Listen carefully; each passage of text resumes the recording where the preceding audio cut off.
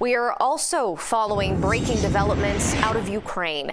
3 people, including 2 children, were reportedly killed at an evacuation crossing point outside of Kyiv today, stoking fear for Ukrainians trapped in Mariupol and other neighboring cities. Here in South Florida, the Cuban resistance held a rally in Tamiami Park in solidarity with those fighting for peace in Ukraine. The country is now entering day 12 in the invasion over in Ukraine. Here's the latest.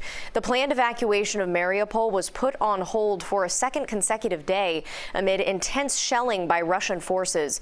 More than 360 civilians have been killed and several more injured as they try to escape the destruction. Ukraine and Russia will reportedly hold a 3rd round of talks tomorrow. Later this week, Vice President Kamala Harris will be traveling to Poland and Romania to discuss the ongoing invasion. You are looking at live pictures out of the capital city of Kyiv right now. It's just after 1:30 in the morning there. UN officials say more than 1.5 million people have fled the country. The mass exodus of Ukrainians is creating what officials say is Europe's largest refugee crisis since World War II. CBS News correspondent Natalie Brand has the latest. Since Russia began the onslaught against Ukraine, more than 1.5 million people have fled to neighboring countries. Well, right now we're heading for Bulgaria. Our family was basically torn apart because I had to leave my parents and my husband at home. And I hope that when this is over, and I hope this is over soon, we'll still have a home to go back to.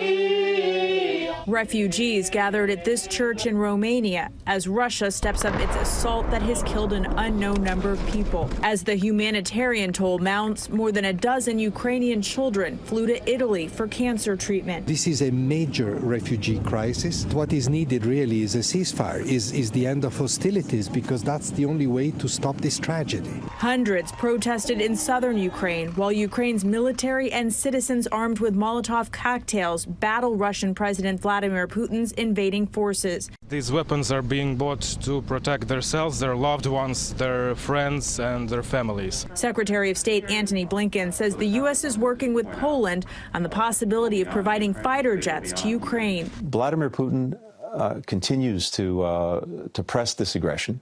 That's why I say I'm afraid this could go on for some time.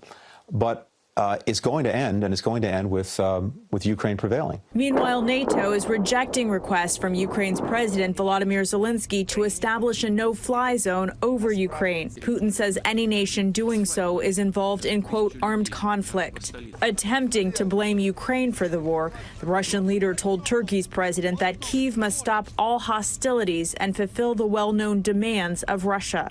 Natalie Brand, CBS News, Washington.